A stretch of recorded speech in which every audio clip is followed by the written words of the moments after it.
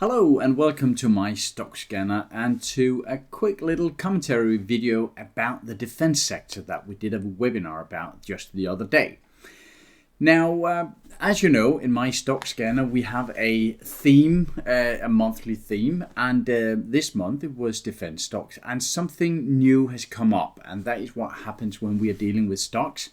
And just the other day we had some comments from United States. And now when I comment on stocks, that is both in the Facebook groups, it's in my MyStockScanner members group, I often get asked, Hans-Henrik, why are you mixing stocks with politics and foreign politics? And why do we have to mention Trump and JD Vance and Hexit and all these politicians all the time? Why not just focus on investing? Today I'll show you why. Because something has happened, and I've said that the entire autumn, that if Trump was elected, it would be an election for volatility and disruption. You might like that, you might dislike that. That is not really the point. The point is that what we are seeing right now is Trump's volatility. And just the other day in the Munich Security Conference, we saw JD Vance basically saying that he was not scared of Russia, China or Iran. No. He was scared about the enemy from within. That is one of the big re-election campaign slogans that they had in the United States. And what he said and what Hexit said on the NATO meeting the other day as well was that, well, they were planning on negotiating a peace in Ukraine. To everyone's surprise, it would be without Ukraine and without Europe at the table, but just Putin and Trump, basically. Now, what happened now is that all the European leaders are meeting up in Paris and saying, all right, this might not go the way Trump was expecting because we are actually supporting Ukraine. And they are discussing putting a lot more effort into the Ukraine war. That is about time, you might think to yourself, and yes it is, because they have promised this for 2.5 years, 3 years now, but now they actually mean business, it seems. And even without the Ukraine war, they have realized that they cannot depend on United States as a partner, an ally anymore. Oh yes, maybe they're not attacking us, well, except for Greenland maybe, and Canada and Panama and Gaza and other small places. But they are not attacking Europe, but we cannot rely on them as a real partner. So we need to build our own defense. Well, they should have realized that ages ago, in my opinion, but better late than never. So what does this have to do with stocks? Well, let me show you.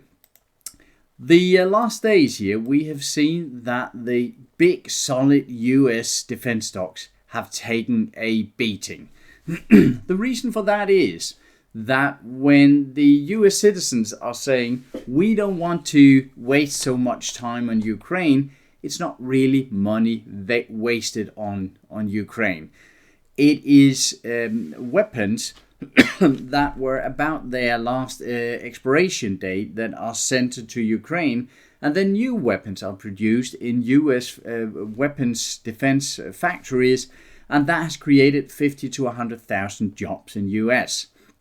So what's happening now is that the defense industry are thinking, oh no, we might be out of a job soon, or at least we might lose all of the business that has been going to support Ukraine. And that is why investors are selling out. For instance, General Dynamic, Lockheed Martin here, you can see a massive drop. AeroVironment, that is one of the ones we talked about the other day. That has taken a real beating just over the last few days, 16% down. Leidos, that we also talked about, that was in the negative before, but now it's dropping even more. So basically, all the US defense stocks are getting a beating from the new policy line from Trump and the administration. Again, I should not just judge if that is correct or if it's wrong. That is completely up to you to decide for yourself. I'm talking about the stocks here. And if we're having a look to Europe instead, with Europe realizing that they have put way too little effort into the defense for the last, 2-3 decades. So now they need to speed up.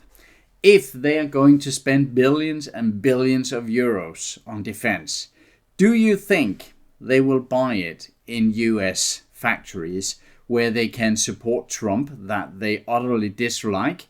No, they will try to fill up their defense system with European goods. And what do we have here? Well, there is a Saab. They are producing all sorts of defense stuff. We mentioned them in the webinar the other day. That one is up something like 30% in 3 days. We have the German Hensoldt as well, very much up. We have Rheinmetall, which is, well, since we mentioned it the first time, it's actually up 43% now. This was in our members group where we had this as a stock of the day candidate. We also have the Norwegian Kongsberg Gruppen that took a beating first, but now they have found a bottom. It's actually one of the stocks we have been looking for an entry into. So it's not enough just to buy defense stocks. And if you are buying a broad defense ETF, you might get both US stocks and European stocks. And my guess is that over the next decade or two, we will see a constant pouring of money from the European government into defense. I think the leaders have realized that they can't rely on United States anymore. That might be very well. Maybe the turnaround was a bit quick and could have taken a decade or two to be built up. But right now they have realized it, I think, and they are moving very quickly into this building up of a defense system in Europe. I think they all got it, and I think we will see over the coming decade that the European defense stocks will be a fairly safe bet to have in your portfolio. That's all for now. Take care of yourself and your money out there, and I'll speak to you again shortly. Bye.